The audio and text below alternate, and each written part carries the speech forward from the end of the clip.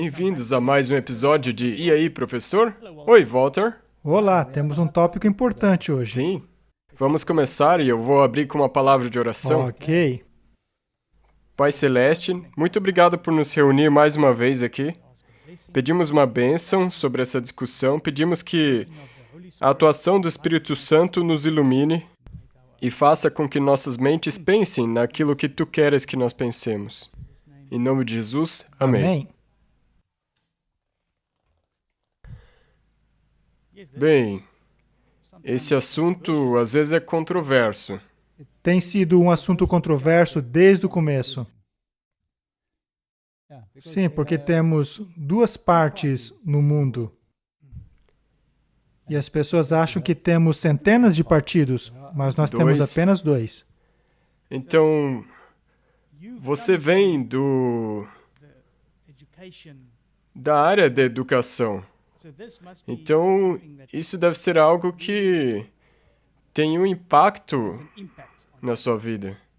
Com certeza, esse talvez seja o tópico mais importante. E eu já estive nos dois lados desse argumento. E, bem, teremos que falar sobre isso. E então veremos como tudo isso se junta. Okay. Isso é um problema histórico. E será o problema da culminação do tempo do fim. Sim. Nós falaremos hoje sobre a nova educação. Se fala muito sobre a nova educação. O fato é que a Bíblia diz que não existe nada novo embaixo do sol. E eu acho que eles estão falando sobre uma educação consolidada, que eles chamam de a nova educação, que já foi a velha educação, e que finalmente chegou ao ponto de uma aceitação universal. Ok, sim, e isso também procede do Papa. Ele queria ter esse seminário de reeducação e o encontro, e o Covid-19 postergou isso até outubro. Então, eles tiveram esse encontro virtual. Sim. Bem, temos que falar sobre isso. Eu acredito que esse é um dos tópicos mais importantes nos nossos dias. Esse é o tópico que finalmente determinará o resultado de todas as escolhas. É muito importante que falemos disso. Então, vamos direto ao assunto. Esse é o Vatican News de 15 de outubro de 2020. E o Papa pede um pacto global na educação. Traz em si uma semente de esperança. Eu, é claro que discordo, mas isso é apenas a natureza das coisas. Então vamos ver o porquê nós discordamos. Você pode dizer que você não concorda, mas você precisa justificar quando você diz algo assim. Então o Papa Francisco relançou o Pacto Global sobre Educação na quinta-feira em uma mensagem de vídeo durante um evento virtual na Universidade Pontífica de Lateran. Vamos deixar bem claro, esse é um lugar santo dos jesuítas. De fato. Nesta ocasião, o Papa clamou por uma nova cultura e modelo de desenvolvimento que respeita e protege a dignidade humana, enquanto cria uma interdependência global para trazer comunidades e pessoas juntas para cuidar da nossa casa comum e promover a paz. Essa é uma declaração completa. Contém de tudo, desde comunidades até sua encíclica sobre o meio ambiente, sua encíclica sobre fraternidade e todas essas coisas. A educação, disse o Papa, é destinado a ser transformativo. Em que direção? Deve apresentar uma esperança que pode quebrar o determinismo e o fatalismo do egoísmo do forte. Deve quebrar o conformismo dos fracos e a ideologia dos utópicos como o único caminho a seguir. O Papa apontou que a educação é um antídoto natural para uma cultura individualista que, às vezes, se degenera em uma verdadeira cultura de egoísmo e primazia da indiferença. Ele tem alguma coisa com o individualismo. Porque a Igreja Católica, durante toda a história, queria conformidade com sua vontade. E qualquer individualista que era um pensador livre era um inimigo da Igreja. E até hoje, eles não mudaram essa postura. Não mesmo. Com isso, é claro, eles se livrariam de todos os pensadores livres. Não haveria Hus, não haveria Martinho Lutero, não haveria John Knox, não haveria Letterman, não haveria Cranmer. Nenhum deles existiria. Não haveria Wesley, não haveria ninguém que pensaria diferente do resto da sociedade. O compromisso de todo o nível de sociedade, diz ele, é necessário para um tipo renovado de educação, que não é tentado a olhar para o outro lado e favorecer graves injustiças sociais, violações de direitos, formas terríveis de pobreza e o desperdício de vidas humanas. Isso é interessante, é a organização mais rica da história da humanidade. Mas não parece se preocupar com esses problemas. E sim, eles têm muitos programas sociais que fazem, mas não saem de seus cofres. Tem que vir de doações de fora. Sim. Vamos ouvir o que ele tem a dizer. Esse é o seu discurso relacionado a essa questão. Consideramos que a educação seja um dos caminhos mais eficazes para humanizar o mundo e a história. A educação é, sobretudo, uma questão de amor e responsabilidade que se transmite ao longo do tempo, de geração em geração. Por conseguinte, a educação apresenta-se como o antídoto natural à cultura individualista, que às vezes degenera num verdadeiro culto do ego e no primado da indiferença. O nosso futuro não pode ser a divisão, o empobrecimento das faculdades de pensamento e imaginação, de escuta, diálogo e compreensão mútua. Nosso futuro não pode ser este. Hoje, temos necessidade de uma renovada estação de comprometimento educativo, que envolva todos os componentes da sociedade. Bem, ele deixou bem claro que a individualidade é seu inimigo. Sim. Em todos os níveis, seja cultural ou não.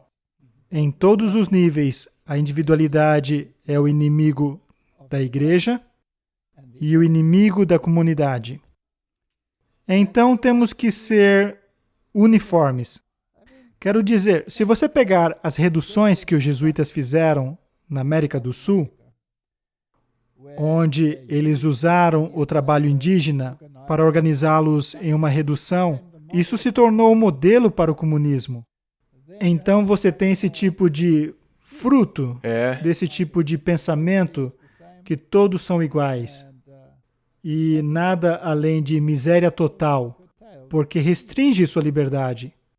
Então, vamos olhar nessa história e ver de onde tudo isso veio. E por que existe esse choque de pensamento? Aqui tem um artigo interessante que apareceu nos documentos da Universidade do Arizona. E esse documento é sobre Martinho Lutero, que foi um defensor da reforma educacional. Então, Martinho Lutero pediu por uma nova educação. Interessante, não é? Sim, interessante. Então, qual era o problema da velha educação? E vamos deixar bem claro. Quem comandava a velha educação? Correto. A Igreja Católica Romana. Sim.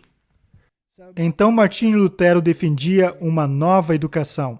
Esse artigo foi escrito em 2017 e diz, em sua busca em ajudar os cristãos a lerem e entenderem as Escrituras por si mesmos, Lutero favoreceu a educação obrigatória para todos, Seus pontos de vista sobre educação será discutido como parte da série de palestras dos primeiros livros, no dia 11 de abril na Universidade do Arizona. O artigo diz que durante a época em que a escola era frequentemente limitada aos filhos dos mais ricos, Lutero defendeu a educação obrigatória para todos. Sua razão principal era que os cristãos deveriam aprender a ler e a entender as Escrituras por eles mesmos.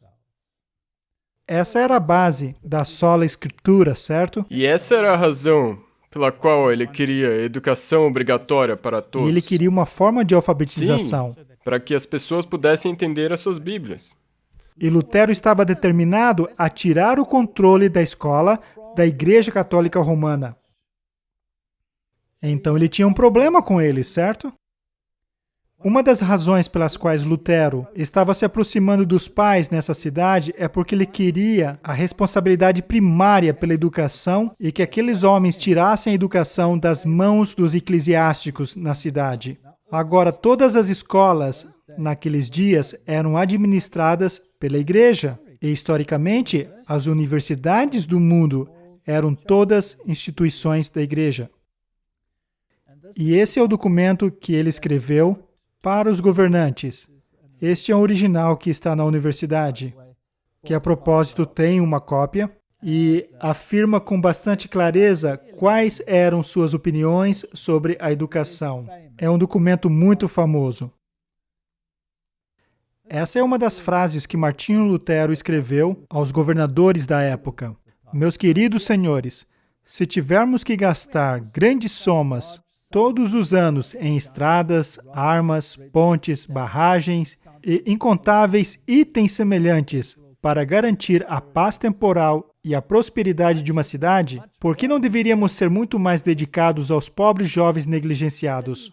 A melhor e maior segurança e força de bem-estar de uma cidade consiste, ao invés disso, em ter muitos sábios capazes, honrados e cidadãos bem-educados. Lutero também adotou uma educação clássica.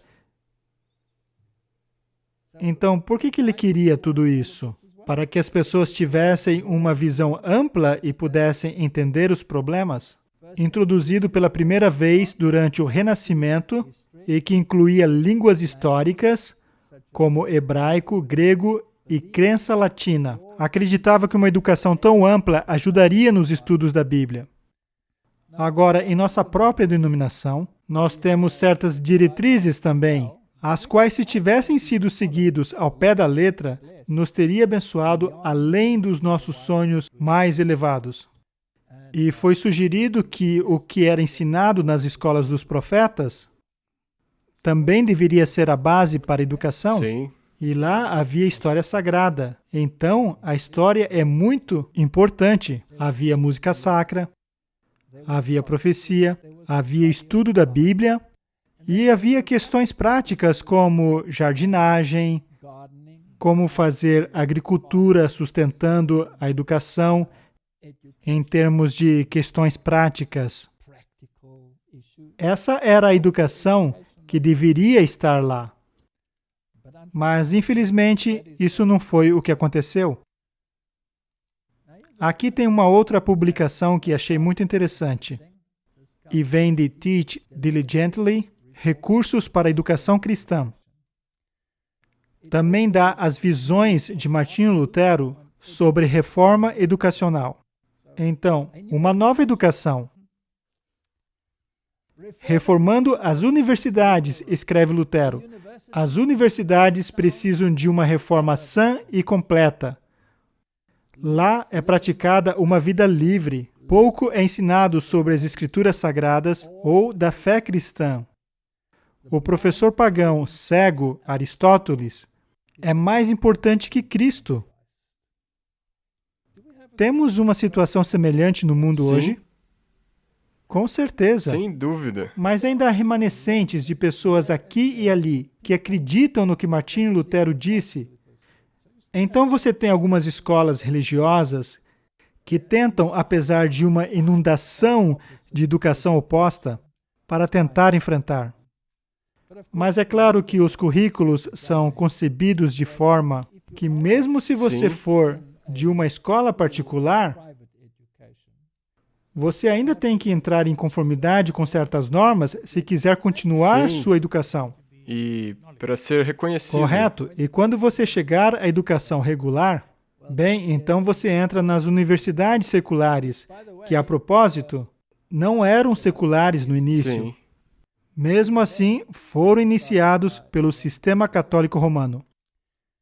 Reformando as universidades. Lutero argumentou que as universidades precisavam de reforma porque ele sabia o impacto que eles têm nas futuras gerações. As universidades formam e moldam futuros líderes, incluindo líderes cristãos.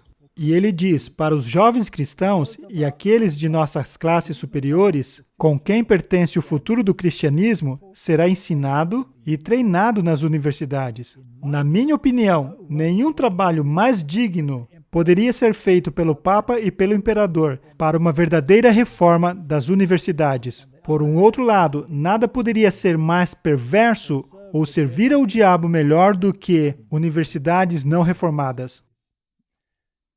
Na verdade, ele está dizendo que as universidades servem ao diabo e são perversas. É isso que ele estava dizendo. Eles precisavam de uma reforma. A Bíblia e a educação. Lutero não limitara seus comentários às universidades, pois ele acreditava que a Bíblia deveria ser central para toda a educação. Agora, isso é aceitável no mundo hoje? Não, não mesmo. Certamente não. Lutero sabia da obrigação de parentes cristãos terem que treinar seus filhos na fé, e isso começa na base da educação. Ele escreveu que, acima de tudo, o mais importante e o ensino mais usual em ambas, as universidades e escolas básicas, devem estar preocupadas com as Sagradas Escrituras. Oh, quão imprudente lidamos com os nossos pobres jovens, a quem somos ordenados a treinar e instruir. Mas teremos que dar um relato sério de nossas administrações e explicar o porquê não colocamos a palavra de Deus diante deles. Falhamos em notar a atual angústia lamentável dos jovens. Embora vivam no meio de um mundo cristão, eles desmaiam e morrem na miséria porque não têm o Evangelho, em quem deveríamos treiná-los e exercitá-los todo o tempo. Isso é algo que não existe no mundo hoje. Não. Na verdade, é triste se você parar para pensar, porque depois disso que ele escreveu nos dias da Reforma, Sim. que mesmo existindo universidades, escolas cristãs e tudo mais, elas no final voltaram para o sistema secular. E quem é o responsável? Temos que ver isso. Mais para o final do ensaio de Lutero, nós lemos suas linhas clássicas sobre educação, e seus conselhos seriam necessários para os pais de hoje. Ele escreve: eu não aconselharia a ninguém a mandar seus filhos a um lugar onde as Escrituras Sagradas não estivessem em primeiro lugar. Para onde você mandaria seus filhos, então? Lugar nenhum. Nenhum lugar. Quantos pais mandaram seus filhos cristãos para universidades seculares e os tiveram de volta como ateus e infiéis? Qualquer instituição onde a palavra de Deus não é ensinada regularmente deve falhar. É por isso que observamos o tipo de pessoas que agora é e continuará a estar nas universidades. Temo muito que as universidades sejam um portão bem aberto para o inferno, pois eles não são diligentes em treinar e impressionar as Escrituras Sagradas nos jovens estudantes. A avó da minha esposa chorou muitas lágrimas, porque seus filhos eram todos altamente educados e se tornaram professores nas universidades, mas todos se tornaram ateus. Então, o que Martinho Lutero diz aqui é absolutamente verdade. Bem, eu não me tornei um ateu quando fui à universidade, porque eu já era um. Sim. E por que eu era um ateu? Por causa da educação. Por causa da educação que eu recebi na escola. E na educação da escola, em particular, a educação que eu recebi em instruções religiosas, através do sistema católico romano. E assegurei-me de ser um ateu, mesmo no momento em que eu cheguei na universidade. Fascinante. Então, o autor desse artigo é Zachary Garris. Deixe-me apenas dizer quem era ele. Ele é um advogado e autor. Ele tem mestrado em divindade pelo Seminário Teológico Reformado Jackson, em Missouri. Um juiz, doutor pela Universidade de Direito em Wayne. É licenciado para pregar na Igreja Presbiteriana da América. E ele ministrou cursos de segundo grau e escolas dominicais sobre história antiga, história da igreja primitiva, história medieval, teologia lógica sistemática da Bíblia, teologia do pacto, apologética e cosmovisão. Então ele é um homem bem educado. E sua conclusão é: estamos testemunhando exatamente aquilo que Lutero advertiu: instituições falidas.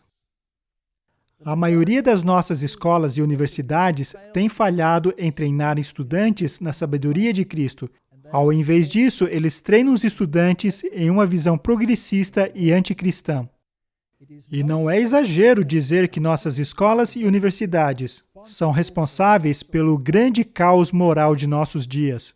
Eles abriram as portas do inferno, e somente a graça de Deus pode vencê-los. Esse é um documento bem moderno. Sim. E a conclusão é a mesma que foi alcançada por Martinho Lutero 500 anos atrás. Agora, eu passei por esse treino e educação. É interessante que Martinho Lutero era em prol de educar todas as classes, até meninas, e isso era proibido naqueles dias.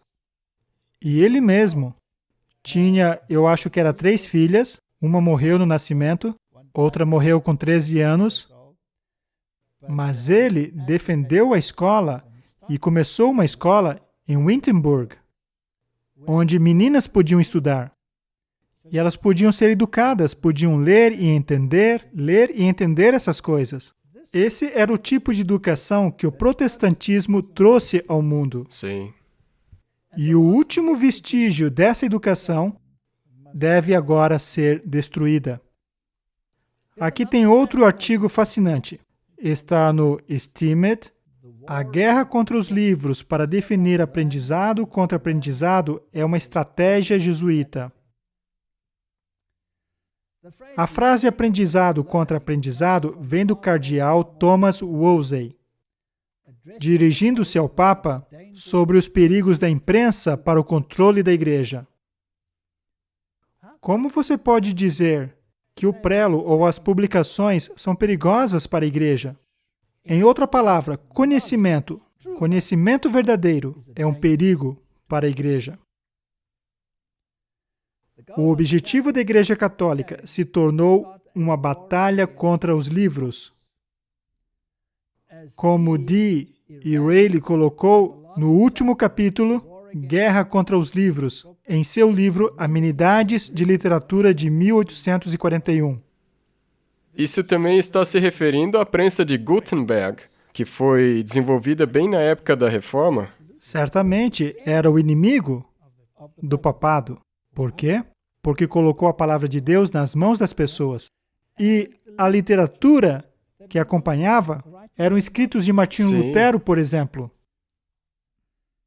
Era enfatizado nas regras de Inácio de Loyola para os jesuítas. Esse era o pai da ordem dos jesuítas, certo? Mas haviam 3 fundadores, na realidade. Era Inácio de Loyola, ele foi o fundador. Então tinha Peter Faber, que era o alemão, cofundador dos jesuítas. E foi ele, na realidade, que trouxe a filosofia do aprendizado para este grupo ilustre. E então tinha Francisco Xavier. Ele foi o que menos viveu. E Faber foi realmente aquele que dirigiu a filosofia. Mas Inácio de Loyola foi quem teve as visões e criou os exercícios de Loyola. Os exercícios. Então, a grande regra da ordem é fazer o pensamento se conformar com a Igreja Católica. elaborada em 18 regras específicas, das quais a regra número 13 diz: 13ª, e finalmente, que todos juntos possam ter a mesma mentalidade e em conformidade com a própria igreja. Nada de pensamento individualista. Interessante. Se ela tiver definido qualquer coisa como preto, que parece branco aos nossos olhos, devemos igualmente pronunciá-la como branca. Autógrafo 13º, que em todas as coisas cheguemos à verdade, que não erremos em nada,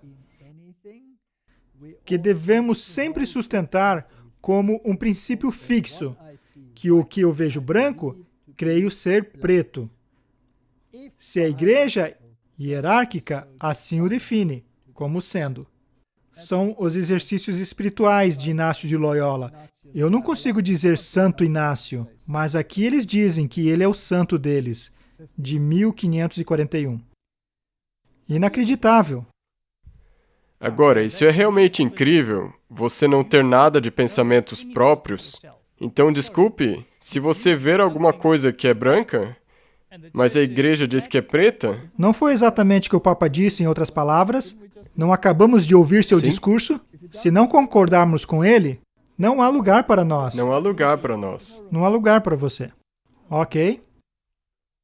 Ele escreve ainda nesse artigo, o covarde Bertrand Russell explica que essa estratégia foi abraçada por Johann Fichte, que declarou que a educação deve visar a destruir o livre-arbítrio e que os psicólogos sociais do futuro terão várias turmas de crianças em idade escolar em que experimentarão diferentes métodos de produzir uma convicção inabalável de que a neve é preta.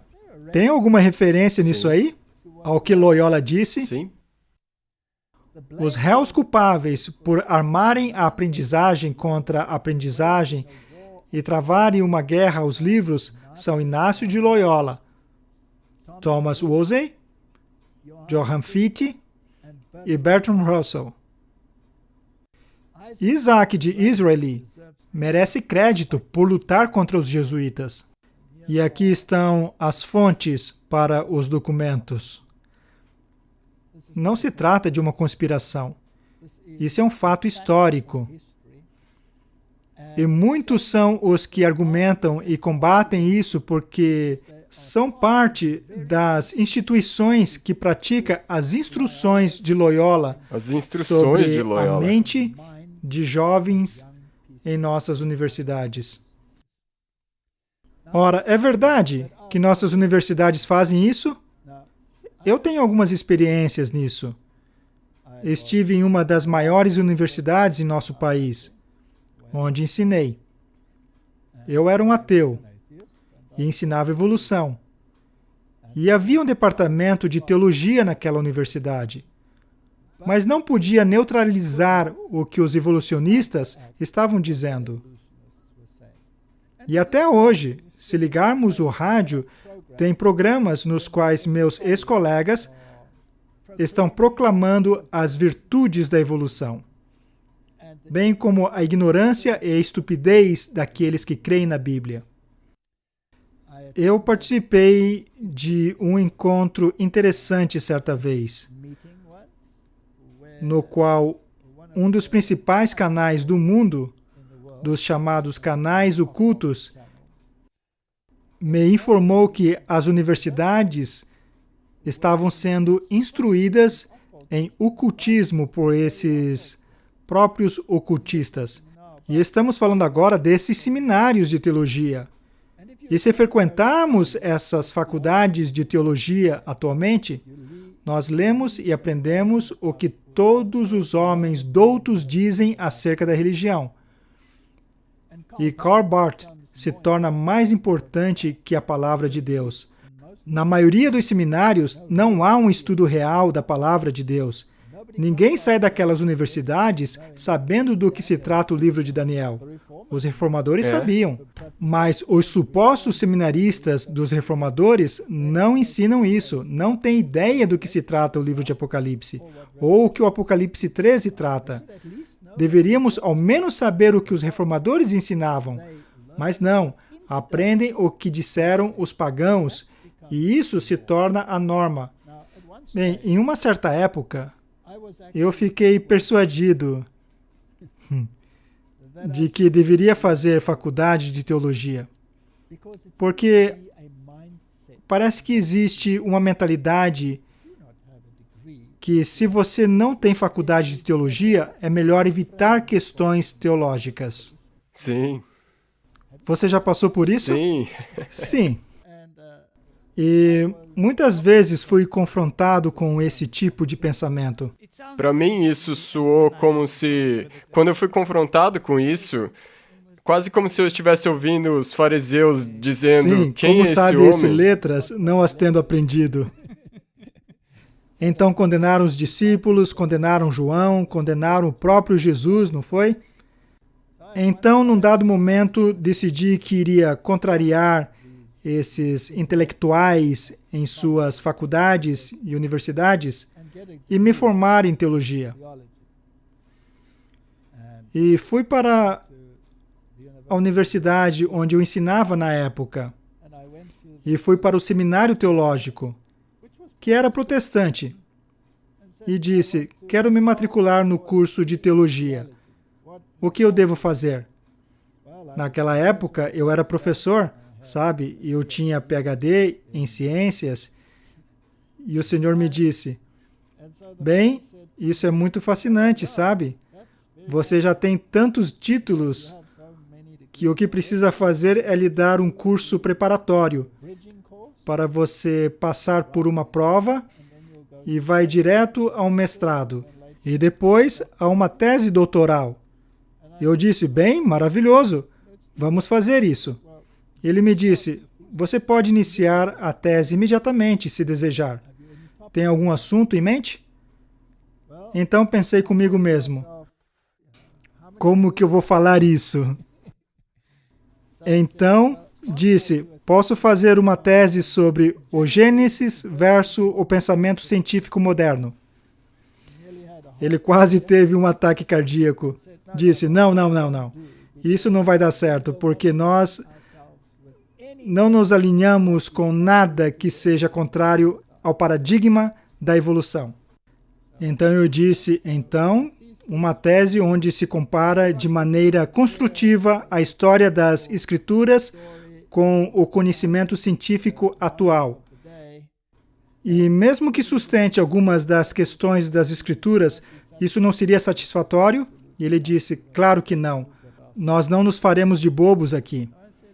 Então eu disse: ok, está bem, deixemos esse tema para lá. Nessa época eu estava muito interessado nos movimentos da nova era e em todas as filosofias dos autoproclamados messias, das aparições daqueles messias que eram todas contrárias às Escrituras. Então eu sugeri que a tese fosse sobre os critérios bíblicos para o Messias bíblico versus os Messias no mundo afora, que era um campo muito amplo.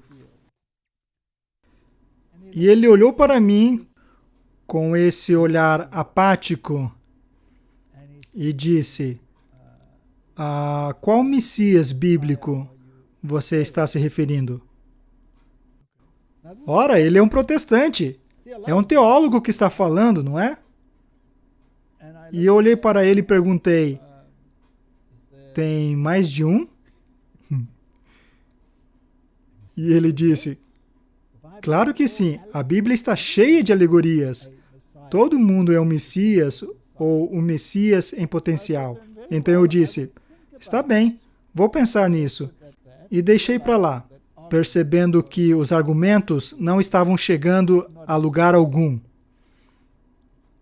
E voltei ao meu escritório e disse a mim mesmo: sabe, se é essa a educação que os teólogos têm, então bom proveito para eles. Eu me satisfaço com o meu conhecimento científico e o que mais puder coletar dos escritos da palavra de Deus. Amém. E isso é o que importa. Mas foi até aí que chegou. A propósito, é claro, Eu realmente sou formado em teologia. Na verdade você tem um título de doutor honoris causa. Verdade, mas isso é outra história, não vamos entrar nisso. Então, os réus culpáveis são Inácio de Loyola, Thomas Wolsey, Johann Fichte e Bertrand Russell. Isso é interessante. Mas vamos entrar em nossos tempos modernos. Já comparamos qual foi o conflito antigo na educação.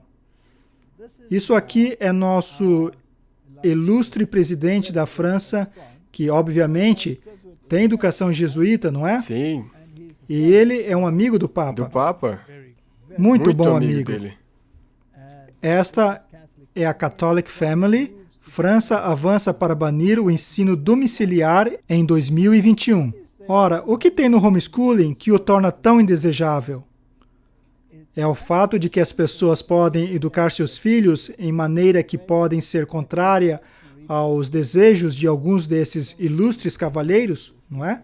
Sim, quando o conteúdo escolar ensina algo, então os pais ou o professor particular podem corrigir e dizer, ok, isso é o que foi ensinado, mas isso é a verdade. Ou, aqui temos uma alternativa. Então, o presidente francês, Emmanuel Macron, anunciou na sexta-feira de manhã que pretende declarar ilegal o homeschooling para todas as crianças, exceto para as crianças com problemas de saúde e que justificaria este afastamento da escola. Ele também pretende avançar o controle sobre escolas independentes particulares que não recebem dinheiro público. Isso é interessante. Se você recebe dinheiro público, está sujeito ao governo e tem que se certificar de que tal grade curricular seja ensinada.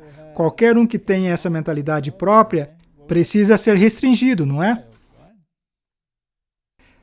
Especialmente por meio de inspeções na grade curricular ensinada ali, ao implementar mais severamente uma lei recente que requer que tais escolas ensinem um grupo comum, definido por uma autoridade superior em educação. Não foi o Papa que pediu uma nova educação? Ele é uma autoridade superior? Será que as subautoridades deverão estar em harmonia com a autoridade superior? Sabe, Lutero também tinha esse mesmo tipo de fala. Mas a direção para onde nós estamos indo com isso, nós vemos muito claramente. Já veremos. Ele disse, a escola é o crisol republicano. É o que nos possibilita proteger totalmente nossas crianças de qualquer sinal religioso da religião. Então essa é a diferença. Aí está a diferença. Isso é fascinante. Ele é contrário a qual religião? Bem, parece que todas as religiões. Mas por que não lançar todas elas no crisol, quando na verdade ele só é contra uma delas em especial, não é? É na verdade o cerne do espaço do secularismo, e é nesse lugar que formamos consciência para que as crianças se tornem cidadãos racionais, capazes de determinar suas próprias vidas. A escola é, portanto, nosso tesouro coletivo. É o que nos permite, em nossa sociedade, edificar essas coisas comuns que é a República. Martinho Lutero nos advertiu exatamente contra isso. Quando as Escrituras forem postas de lado, isso será o resultado.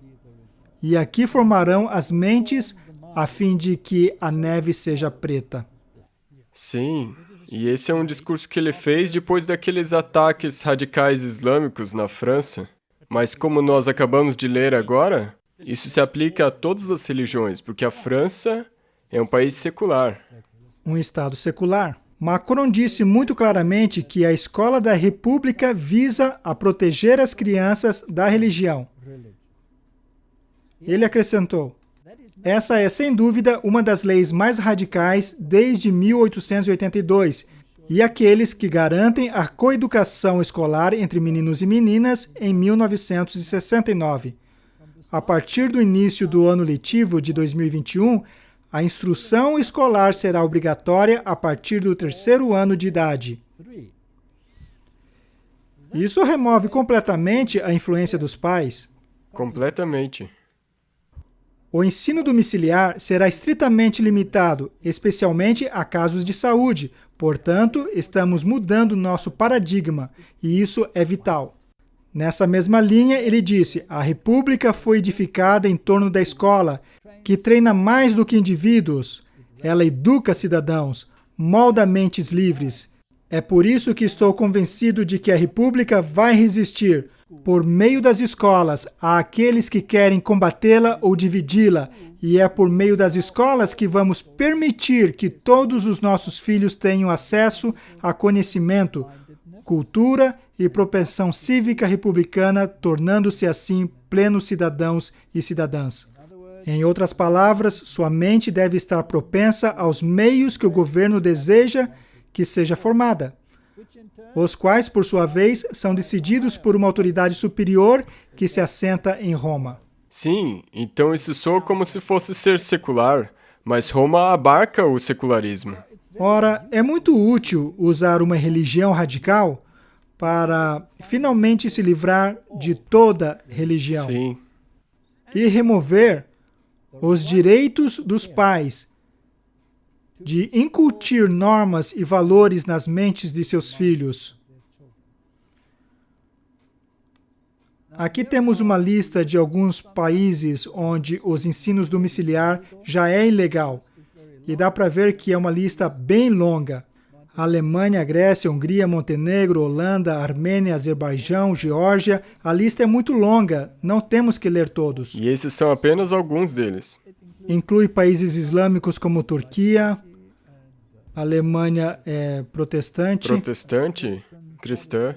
Países católicos. Então, se eles despejassem todas as religiões ali, seria muito útil. Ora, este livro, Rulers of Evil, é um livro que todos deveríamos ler em algum momento. É bem interessante. Nesse livro, Regentes do Mal, ele fala sobre o poder da ordem dos jesuítas e que eles são o pináculo daqueles que regram as sociedades nesses dias. Referindo-se aos jesuítas, ele escreve: sua cabeça seria um general superior. Nas constituições que Inácio estava escrevendo, o general superior seria obedecido e reverenciado a qualquer momento como alguém que detém o lugar de Cristo, nosso Senhor. A frase detém o lugar de Cristo significa que o general supremo partilha com o Papa, em um nível não percebido pelo público geral, o título divino de Vigário de Cristo, reivindicado pela primeira vez por Gelácios I, no dia 13 de maio de 495. As constituições completas de Loyola repetiria 500 vezes que devemos ver Cristo na pessoa do general superior. É assim que eles funcionam e devemos obedecer completamente. E temos o juramento jesuíta também aqui. Só a título de curiosidade, os jesuítas deveriam se tornar os doutores da Europa. Ok.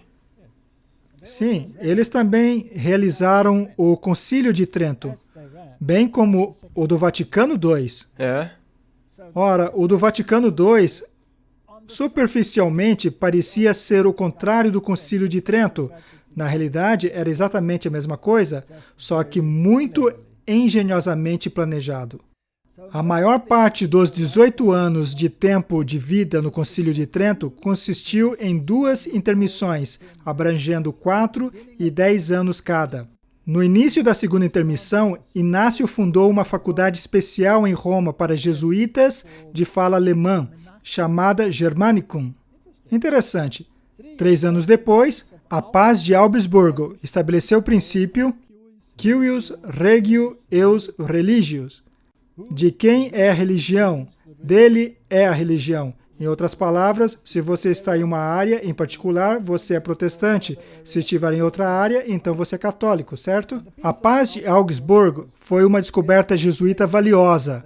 Agora podiam levar populações inteiras a Roma, simplesmente conquistando a simpatia de uns poucos príncipes. Se você pega o príncipe, então você tem vivendo a naquela todos. área se enquadra no que o príncipe acredita. Porque as pessoas naqueles dias não tinham permissão de pensar por si mesmas. O príncipe iria pensar por elas, e o príncipe estava sujeito à igreja. Os frutos dos Germanicums foram tão bem-sucedidos que quando o Concílio de Trento foi finalmente suspenso em 4 de dezembro de 1563, seus decretos e canones não consentiram nada aos reformadores protestantes. De fato, sobre a orientação espiritual do general superior Diego Lainez, Inácio havia falecido em 1556. O concílio negou cada doutrina protestante ponto por ponto. É aí onde começa a guerra. Logo fica interessante, meu caro irmão, porque diz, era inevitável, isso está na página 65, era inevitável que o Concílio de Trento estabeleceria os jesuítas como os doutores da Europa, com dinheiro de royalties e do comércio e nem sequer um centavo da igreja. Sim. Eles obtinham tudo da sociedade e é o modo como eles trabalham até hoje. Essa rica organização, que nada em tesouros e ouro além de nossa imaginação, está sempre falando sobre os pobres. Toda hora. Mas explora os pobres a fim de, supostamente, ajudá-los. A sociedade edificou um sistema amplo de escola e faculdades. Não se cobrava mensalidade, mas cada estudante em potencial era inteiramente testado para ver se ele tinha aptidões que a sociedade poderia usar. Com a fundação da primeira escola jesuíta em Coimbra, Portugal, pela irmã mais nova do imperador, Caterina, e se refere ao interesse romântico de Inácio de Loyola nessa realeza em particular. A principal ocupação jesuíta se tornou o ensino. Até 1556, 3/4 da membresia da sociedade estava dedicada em 46 faculdades jesuítas e aprendizagem contra a aprendizagem, para doutrinar mentes com a aprendizagem de humanismo iluminado, em contraste com a aprendizagem das Escrituras. É por isso que Martinho Lutero fez os discursos que fez. E por que ele disse que as universidades e escolas eram esgotos? Sim, e que eles deveriam reformar o sistema educacional. Essa rede se expandiria até 1749 a 669 faculdades, 176 seminários, 61 casas de estudo e 24 universidades parcial ou integralmente sobre a orientação jesuíta. E agora, a triste frase. Muitas famílias protestantes enviavam seus filhos a escolas jesuítas. A despeito do alerta inicial de Martinho Lutero, em um apelo às classes governantes que acabamos de ler, que a menos que treinem diligentemente e impressione as escrituras sobre os jovens alunos, as escolas certamente estarão ampliando os portões do inferno. A grade curricular jesuíta, ou Ratio Studiorum, métodos de estudo, concedeu às escrituras uma significativa desatenção. As escrituras não eram mencionadas. Na verdade, onde eu ensinei, quando se mencionava as escrituras, era somente a título de ridicularizá-las. E é o que acontece em nossas universidades. E eu estava em uma universidade protestante, não era católica. Será que as pessoas formadas, que foram instruídas em instituições jesuítas, nossos cavalheiros doutos que estudaram nesses esgotos de racionalismo e igualdade social, como é que suas mentes podem chegar a se apropriar da veracidade das Escrituras? Foram tão envenenados pelo que aprenderam que isso os desqualifica de estar no púlpito, em muitos casos. A menos, é claro, que eles tenham tido uma transformação completa. Logo, ele tem algo muito interessante a dizer. A grade curricular das faculdades jesuítas veio a ser adotada em grande parte como base da grade curricular nas faculdades europeias como um todo. Escreveu o Dr. James J. Walsh, reitor da Faculdade Médica da Universidade de Fordham. Além disso, de acordo com o Dr. Walsh, abre aspas, isso está na página 66, os pais fundadores de nossa República Americana, ou seja, os grupos de homens que se redigiram e ensinaram a Declaração de Independência, que foram os líderes da Revolução Americana e que formularam as constituições dos Estados Unidos, foram, na maioria deles, educados nas faculdades coloniais ou em faculdades correspondentes no exterior, que seguiam quase que exatamente o Ratio Studiorum jesuíta. Esse fato tem sido amplamente ignorado na história da educação americana. Vinculados no Ratio Studiorum, continua ele, há elementos de entretenimento, de produção teatral, composição, retórica e eloquência. Posso acrescentar o debate a isso.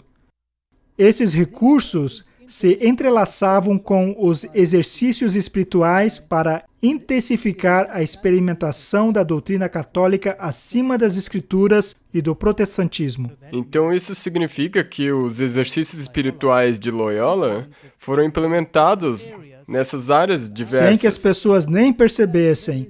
Eles resultaram em um gênero de peças teatrais que ganharam notoriedade como teatro jesuíta.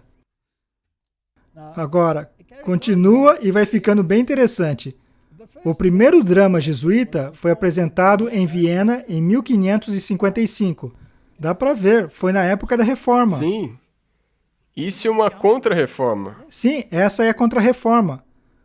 Quase 45 anos depois do surgimento de Shakespeare, foi instantaneamente popular e se espalhou rapidamente a outras partes da Europa. Entre 1597 e 1773, mais de 500 de espetáculos teatrais jesuítas foram encenados somente na região inferior do reino. Fascinante. Sim. A peça de Jacob Peterman, Xenodoxus, uma refutação ponto a ponto dos ensinos de Lutero, comprovou o poder do entretenimento para atingir a reforma política. Reforma política através do drama jesuíta. É claro que o teatro jesuíta existe ainda hoje e está vivinho da Silva e se autodenomina Hollywood, que é, obviamente, a vara da bruxa. E Holly é a madeira da qual ela é feita, que é usada pelas bruxas para lançar feitiços. Ele escreve aqui, e isso é muito interessante, ele escreve aqui na página 67, a Inglaterra certamente produziu o maior roteirista jesuíta de todos, Shakespeare. É? Ninguém pensa nele como roteirista jesuíta, não é? Não. Shakespeare nos ocupa com o processo humano de maneira que marginaliza sutilmente a Bíblia, exatamente de acordo com a missão jesuíta. Os personagens shakespearianos realmente pregam uma religião, mas não é o Evangelho de Jesus Cristo. É a iluminação agnóstica dos ensinos de Médici que Shakespeare prega. As coisas das escolas jesuítas.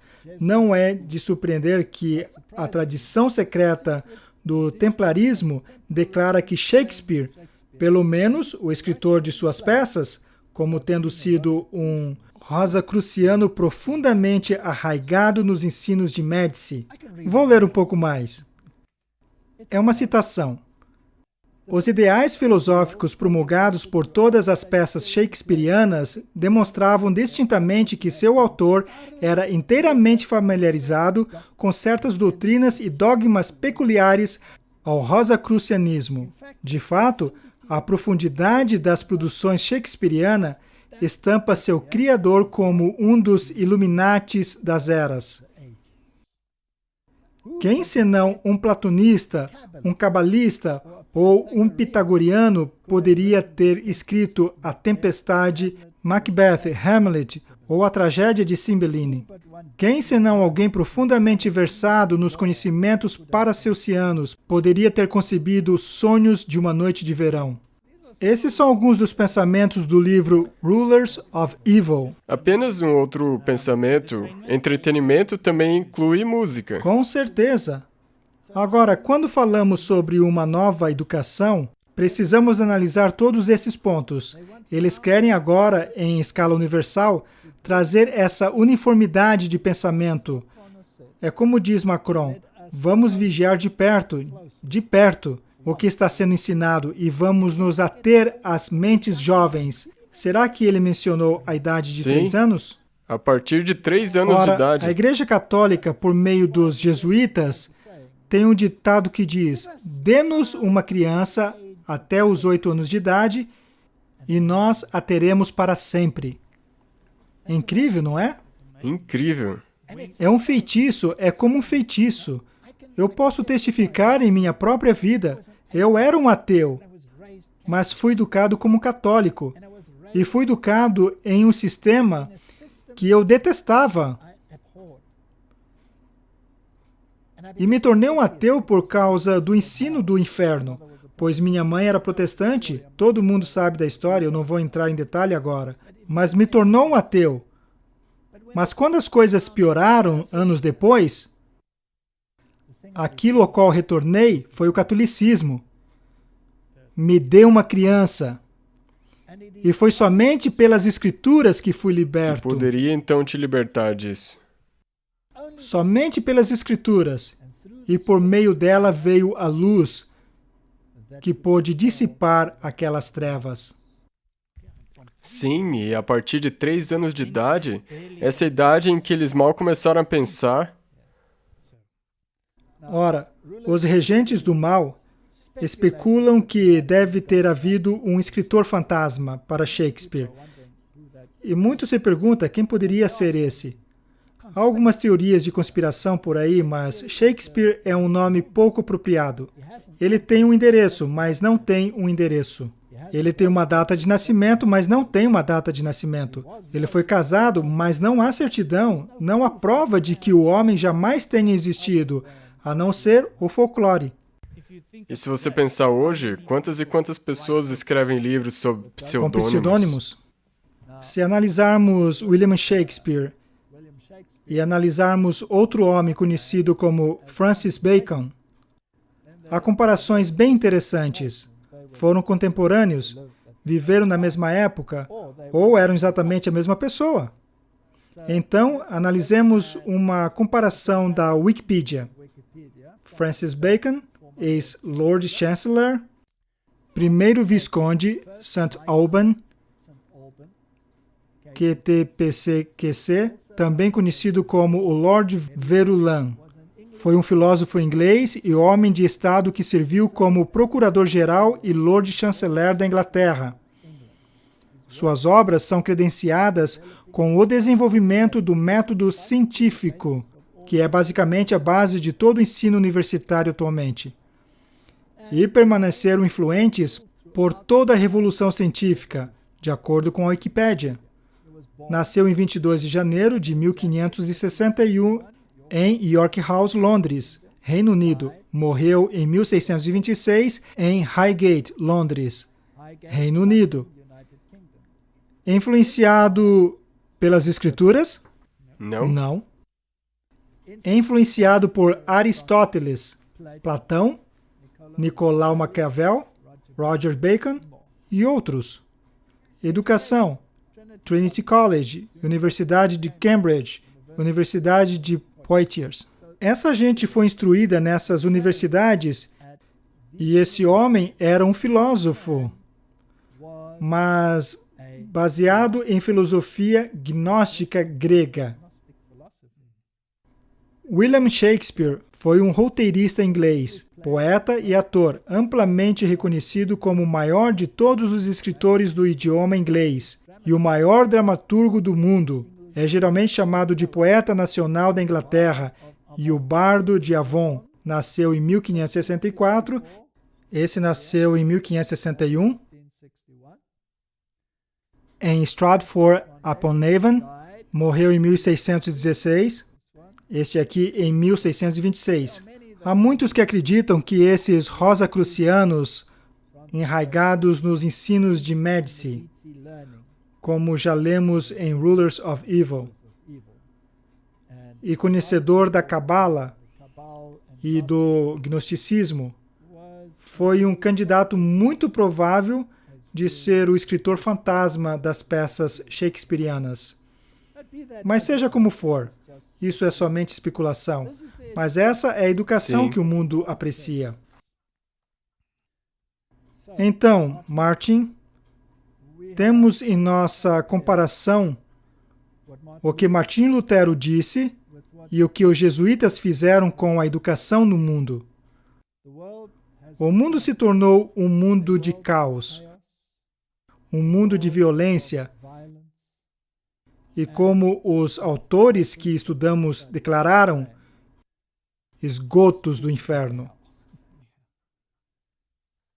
E agora estão falando de uma nova educação, algo que alinhará todo o mundo num modo particular de pensamento.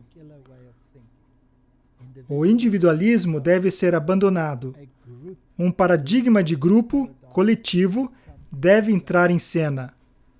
E para isso, eles cunharam um novo jargão, que se chama solidariedade. Acho que devemos iniciar um segundo episódio no qual trataremos mais a fundo como isso se desenvolverá. Porque essa questão é muito importante. Sim, e está rumando para uma direção. E aonde isso vai levar?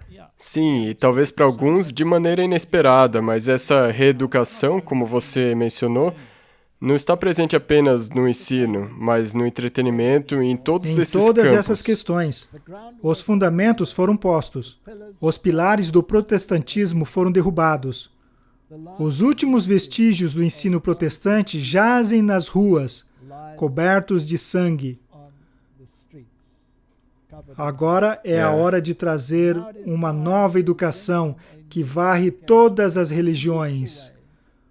Como vimos, e traz à tona esse ensinamento gnóstico iluminado que está no cerne dos ensino jesuíta. Sim. Temos um Papa jesuíta. Temos um sistema escolar jesuíta no mundo. E o mundo está pronto para uma nova educação. Nós vemos que ambos os lados do espectro político estão também sendo direcionados para o catolicismo. Correto. Mas quer saber? A Bíblia tem um versículo interessante.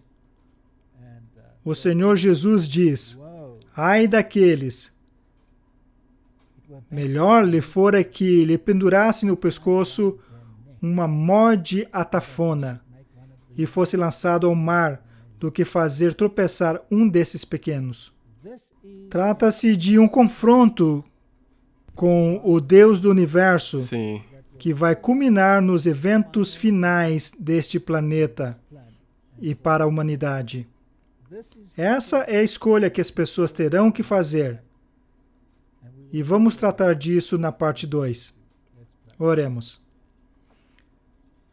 Pai Celeste, nós realmente precisamos de uma nova educação. Mas Salomão disse que não há nada de novo debaixo do sol. E o que se fez, isso se fará.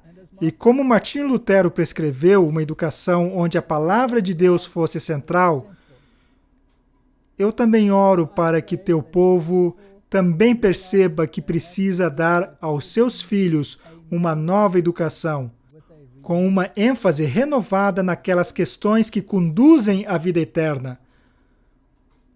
Concede-nos sabedoria, numa época de grande angústia e adversidade. Que o Deus de toda sabedoria e o Deus de toda verdadeira educação esteja conosco, ao nos aproximar do clímax da história desse mundo. Eu oro em nome de Jesus. Amém. Amém. Obrigado por assistir esse vídeo. Para inscrever-se no nosso canal, clique aqui. Para receber notificações, clique no sino. Para assistir o próximo vídeo, clique aqui. Thank you, and we'll see you again.